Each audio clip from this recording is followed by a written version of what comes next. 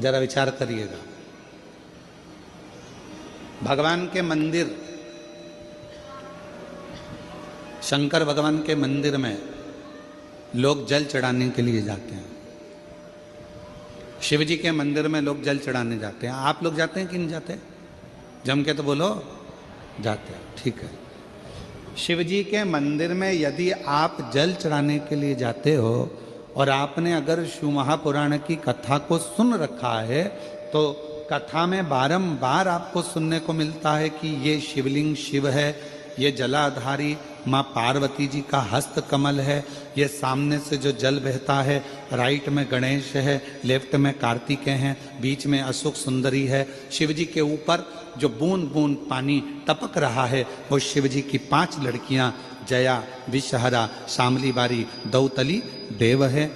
ये सारा पूरा की पूरा स्थान शिव जी के सामने से जहां से जल बहकर जमीन पर आकर नीचे जाता है वहां पर 33 कोटि देवता विराजमान हैं। शिव जी की पिंडी पे से जल गिरकर जब नीचे की ओर आता है और जो मोटे भाग से जल नीचे आता है वहां पर सारी 64 योगिनियां हैं, सारी देवियां विराजमान हैं। अब जो समझ गया वो शिव मंदिर में जाकर ना गणेश जी को ढूंढता है, ना कार्तिकेय को ढूंढता है, ना पार्वती को ढूंढता है। ढूंढेगा क्या?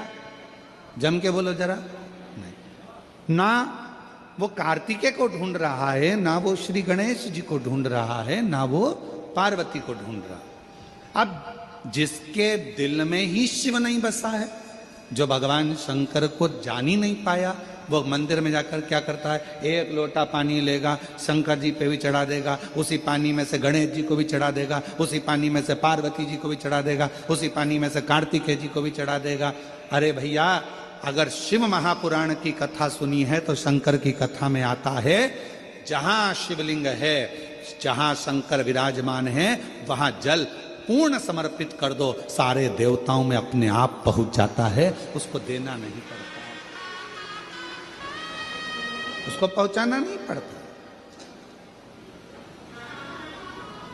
और ये गलती बहुत सारे लोग करते हैं। आप लोगों से निवेदन है, शिव जी के मंदिर में अगर जल चढ़ाने जाना है आपको तो पार्वती मैया को अलग से जल नहीं चढ़ाना, कार्तिकेय जी को अलग से जल नहीं चढ़ाना, गणेश जी को अलग से जल नहीं चढ़ाना। किसी भी मूर्ति पर शिव को जल चढ़ाने जाओ तो अलग से किसी मूर्ति पर जल मत चढ़ाओ, ना पार्वती जी को, ना गणेश जी को, ना कार्तिकेय जी को। अगर जल चढ़ाना है तो केवल देव अधिदेव महादेव पर चढ़ाओ, वो जल सारे देवताओं तक अपने आप पहुंच जाएगा, उसको पहुंचाने की जरूरत नहीं है। चलो और सरल भाषा में समझ लो। तुम्हारे घर में तुलसी का पौधा है? हाथ उठाओ जरा, किस किस के यहाँ? सब लोग रख लो। अब ठीक है, रखो। तुलसी के पौधे में पानी कौन कौन देता है? सब देते हो? ठीक है। पत्ते पे देते हो क्या? नहीं। डाली पर देते हो क्या? नहीं। मंजरी पर देते हो क्या? तुलसी में पानी कहाँ दिया जाता है? तुलसी की जड़ में। जड़ में पानी दे दिया तो वो तुलसी के पत्ते पत्ते में पानी पहुंच जाता है, मंजरी में पानी पहुंच जाता है, वृक्ष की जड़ में पानी दे दिया तो वो पानी सब दूर फल में, फूल में, डाली में, पत्ती में, सब जगह पर वो पानी पहुंच जाता है। उसी तरह जैसे जल जड़ में दिया जाता है, पानी जड़ में दिया जाता है तो वो सब जगह पहुंच जाता है। उसी तरह शिव मंदिर में केवल शंकर भगवान पर जल चढ़ाया जाता है तो वो सब देवताओं तक पहुंच जाता है,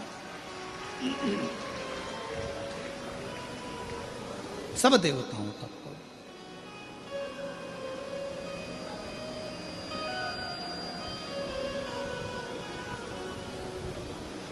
और शंभु शरणे पड़ी मांगू घड़ी रे घड़ी, दुख काटो दया करी न दर्शन। आप में से कितने लोग हैं जो पार्थिव लिंग का निर्माण करते हैं? हाथ उठाओ। करते हो सब? वैसे नहीं करते होगे तो सावन में अपन लोग सब मिलके ही करते हैं। काय में बनाते हो? पात्र में। पात्र के अंदर जब शिवलिंग का निर्माण करते हो तो सबसे पहले नीचे एक बेलपत्र रखते हो? जम के तो बोलो, रखते हो ना? बहुत जरूरी है एक बेलपत्र। क्यों? कहते हैं जब हमने शिवलिंग बना लिया, पूजन चालू कर दी, पानी डालना प्रारंभ करा, ये तो मिट्टी है, धीरे धीरे पानी चढ़ते चढ़ते गलने लगती है। जब मिट्टी गलने लगती है, शिवलिंग थोड़ा थोड़ा थोड़ा थोड़ा खंडित होने लगता है। मन में आता है कि हमने शिव जी की पूजन करी, शिवलिंग मिट्टी का था, गल रहा है। शहद चढ़ाने से, दूध चढ़ाने से, जल चढ़ाने से, अभिषेक करने से मिट्टी गलने लगी है, शिवलिंग खंडित होने लगा है। शिव महापुराण की कथा कहती है पार्थिव लिंग को, मिट्टी के शिवलिंग को जब हम बेलपत्र के ऊपर निर्माण करते हैं, पार्थिव शिवलिंग बनाकर पूजन करते हैं, तो वो मिट्टी का शिवलिंग अगर गल भी जाए, टूट भी जाए, पानी में बह भी जाए, तो याद रखना वो कभी खंडित नहीं माना जाता, वो अखंड ही माना जाता है। जब तक आपकी पूजन चलेगी तब तक वो अखंड ही माना जाएगा, जब तक उसका विसर्जन नहीं होगा।